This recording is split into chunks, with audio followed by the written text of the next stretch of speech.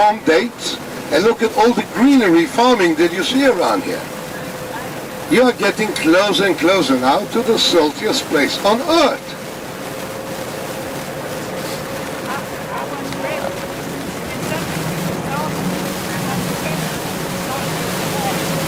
These are, but look, those were grapes growing out here. Fresh, beautiful, sweet grapes. And unless you see it in your own eyes, it could be a bombermeister. It's a fair story.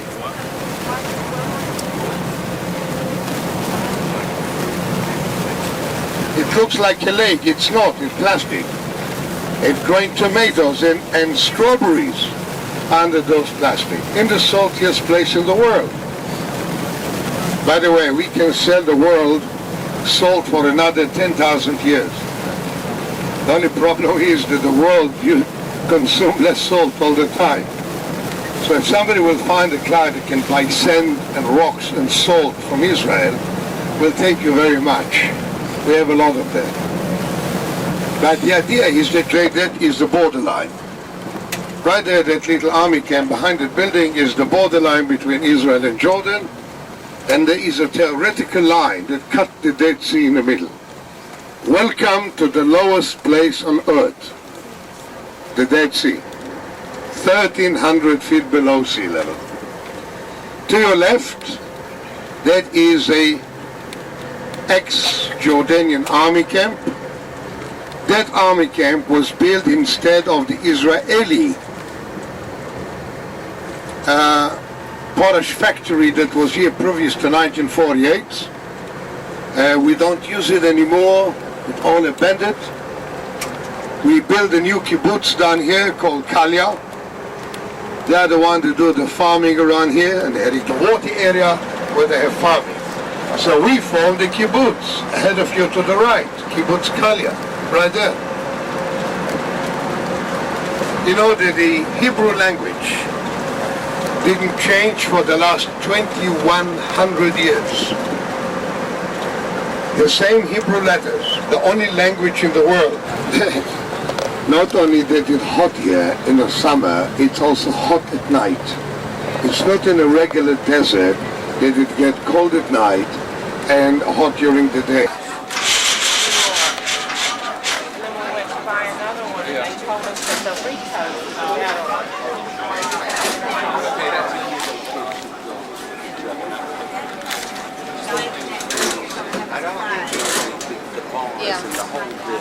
That's all tomatoes.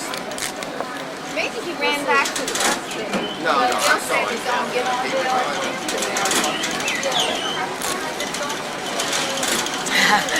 Bill, we're going to see if that cable car stops halfway up.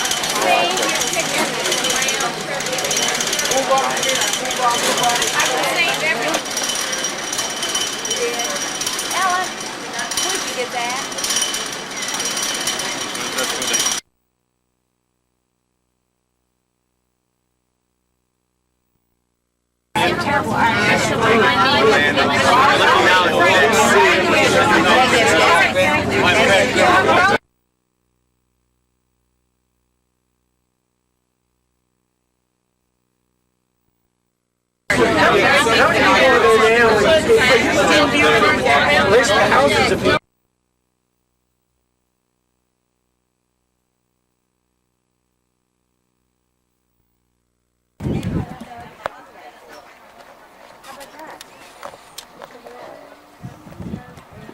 You got it? What's up? Get around on that pole. How you doing?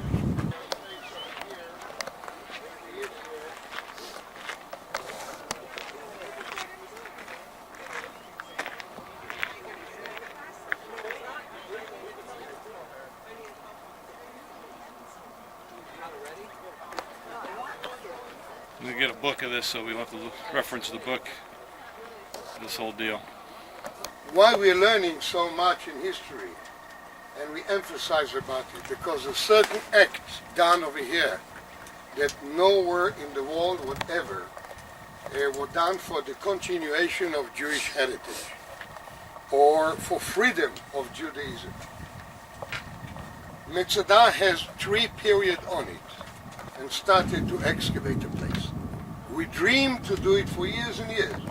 We never had the means to do it. Now let's go to 2,000 years. Herod was a very cruel man. He was appointed by the Roman as the king of the Jews. He was Jewish, but Jews didn't like him. He was not of a royalty family. He married Miriam out of the Hashmonaim royalty family to be accepted and to enter into the royalty family. He loved as much Miriam, his wife, so much that he beheaded her. He loved his children so much he was afraid they would betray him, and he killed 7 of them. But yet we have to give him all the credit of doing a fantastic construction. What he have done of Yerushalayim, nobody did ever before or after. An escape fortification. And he chose in the middle of the desert an isolated mountain, a rock that nobody can climb up there without his control. We know that next to Bethlehem, he built even a little town, a little palace for himself called Herodion. But there he built that Mar Ben Yair and said to 960 men, women, and children, "Come with me. Let us not go into the Roman. Let us not be slaves. Let's go to Masada." And he organized them, and he take the same route that we come. And he passed by the Isim area where the Qumran caves were. And some of the Isim joined him and come up here. We don't know if the Roman were here, they fought against them or not. We know that the Jews came here, believed that the Roman will leave them live. And nobody will touch them. They had enough food, they had enough water, there is a residential area, there is a place to live in a place. There was even farming, agriculture done up here. Hard to believe it. But there was even agriculture over here. They had the goats, they had the sheep. They organized themselves in small communities because the Jews lived very humble. They did not need the luxurious of all what the Romans have left behind. But this is not known. How do we do it? Should we do it? Should we fall into the end? And then Elazar ben Yair started his oration. So Eve and Howard, come here. Howard.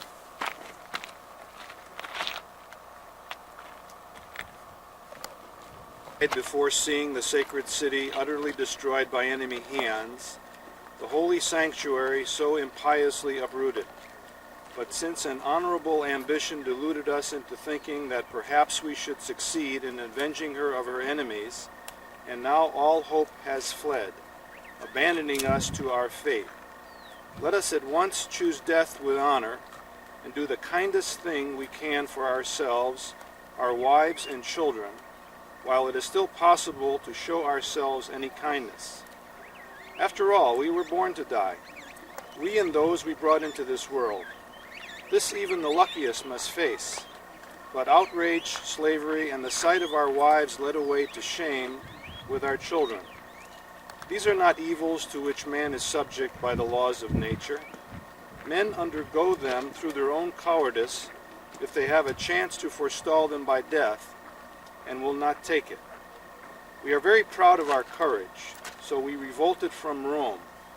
Now in the final stages, they have offered to spare our lives, and we have turned the offer down. Is anyone too blind to see how furious they will be if they take us alive? Pity the young, whose bodies are strong enough to survive prolonged torture. Pity the not so young, whose old frames would break under such ill usage.